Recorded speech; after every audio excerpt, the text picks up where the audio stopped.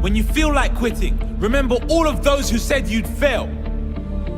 When you feel like giving up, remember why you started. When you feel like quitting, remember what you're doing it all for. When you feel like quitting, remember pain is temporary and greatness lasts forever. When you feel like quitting, remember that the pain you feel today will be replaced with the strength you need tomorrow.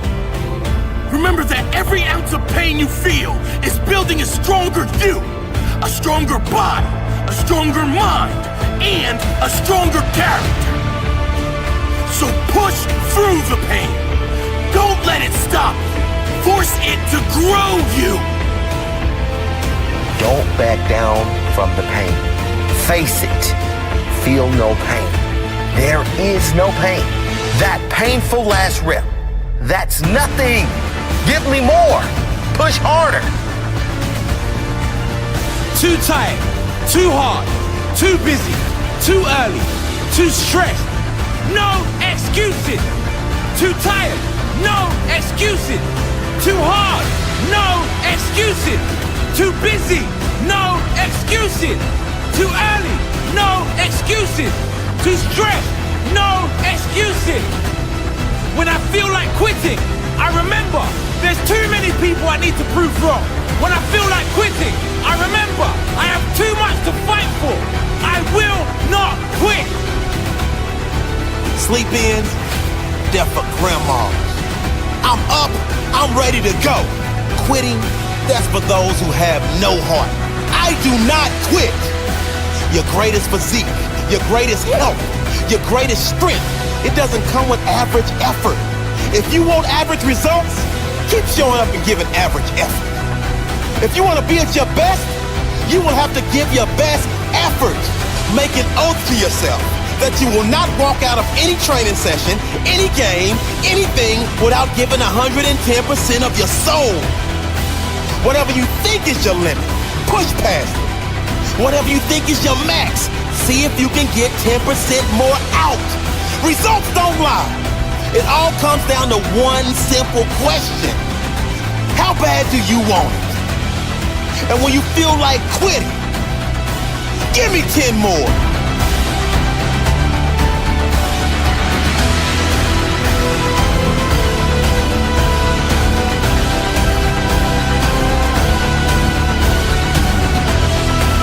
Nothing great is going to come if you quit. I know it's hard. I know you are tired. I know it seems impossible, but you must keep going.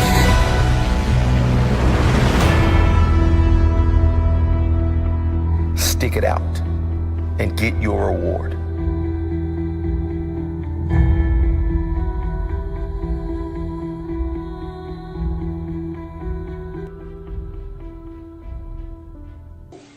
Why is it that you deserve your goal? What are the 5 reasons that you won't give up? When life catches you on the blind side, when the messenger of misery visits you, what are you going to do? What will keep you in the game when life knocks you to the canvas?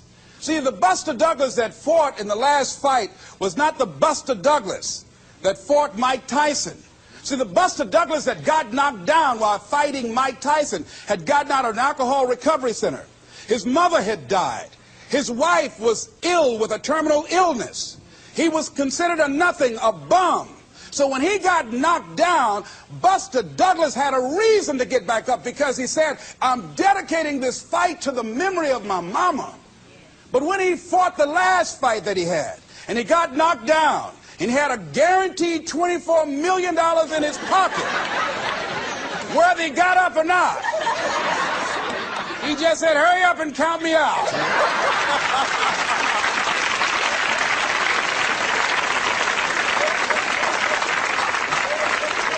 And I don't blame him. Why get hurt?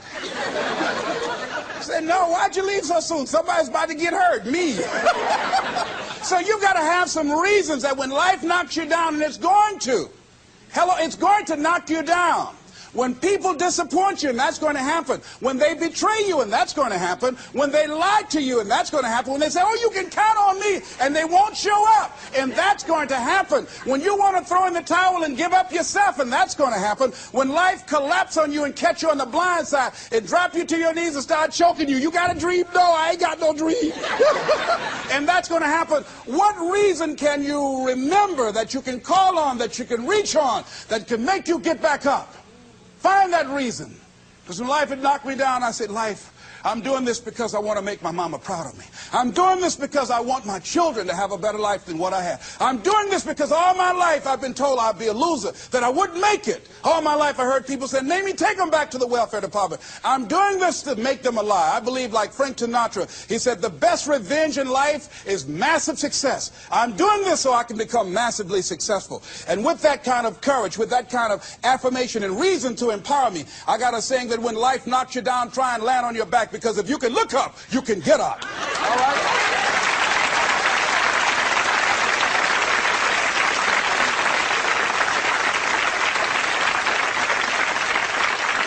So when you run out of money, when things don't work out for you, when things happen that you could not anticipate, what are the reasons that you can think of that can keep you strong, that can keep you in the game, that will be your rod and staff to comfort you, that can be your bridge over troubled waters? Those reasons are very important. Nietzsche said, if you know the why for living, you can endure almost anyhow. So find out the reasons that you do what you do. Find out the reasons that will make you strong, that will make you walk by faith and not by sight, that will make you pursue your dream when everybody is against you or don't believe in you no more. And let me tell you something, that's a lonely feeling. It's a lonely feeling, particularly people that you're doing it for, or people that stand to benefit the most, or people who should be the #1 members in the encouragement club, but they end up saying, you can't do it, and they become members of the discouragement club. Oh, it hurts very badly. I know what that's like. Have people that you love close to you that look at you with that look and say, why don't you try something else? Why don't you give up? I said, but this is my life. I have got to do this. Les, you had a good job at Sears. That man like you. Mama, I can't go back to Sears. I got to be my own boss. I can't do that. I mean, you know, it's ladies and gentlemen, you know, when you work on a job that's dead end, you can see the ceiling already. It's like going in the middle of a movie. And after you've seen the movie, sitting back through that over again, there's something missing. You know the hero's not going to die. You know what the outcome is already. And so that's why a lot of people, a lady was telling me, she said when she went to work, it felt like a refrigerator fell on her shoulder as soon as she stepped in. Because she knew she'd gone as far as she could go. See, they're paying her just enough to keep her from quitting, and she's worked just hard enough just to keep from getting fired. How many of you know people like that? Raise your hand. The ones of you didn't raise your hand, you the one. I'll just tease it, all right? Here's something else. Make a commitment to be happy. See, you know, I have you laughing a lot. See, life is too short going through it looking homely, tired, and ugly. Sometimes we take life too seriously. Oh, no. Make a commitment to be happy. Find little things just to get tickled about. And laugh. Find ways to be happy in the moment. A lot of people say, well, I'll be happy when I pay off all my bills. No. I'll be happy when I get my divorce. Oh, no. I'll be happy with the children gone. Oh, no. You want to be happy now. See, there are no guarantees. No one says you're going to be here 2, 3, or 4 years from now. So you want to be happy right now, in the moment. Repeat after me. I must make a commitment. To be happy. Right now. Right now. Is all I got. Shake somebody's hand on your right and left and say, you deserve to be happy.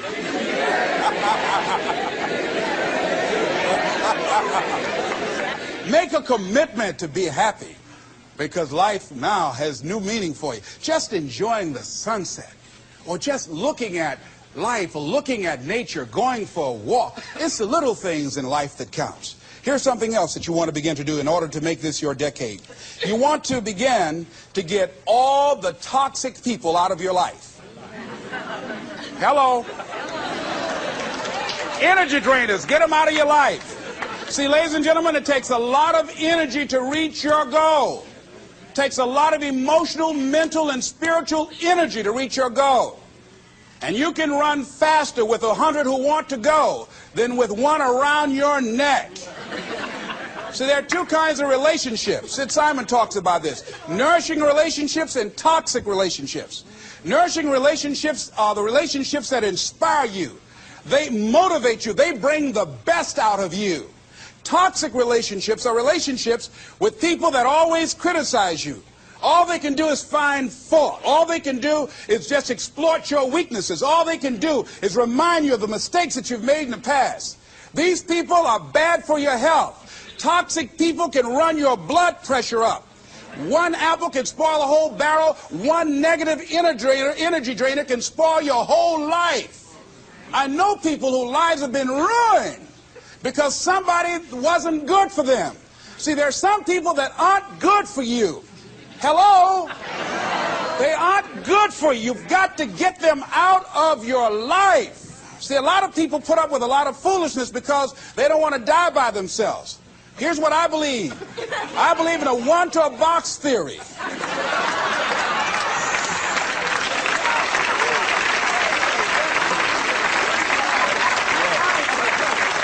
Ask this question of yourself. Make a list of who you communicate with most and ask yourself the question, what kind of person am I becoming because of this relationship? Is it helping me to grow mentally and emotionally and spiritually? Am I becoming a better person because of this relationship? Do they bring out the best in me? Do they inspire me? Do they encourage me to develop my greatness? Do they make me stretch? So you got to look at the people in your life and find out what kind of person are you becoming because of that relationship. My mother used to say, birds of a feather flock together. You run around with losers, you will end up a loser.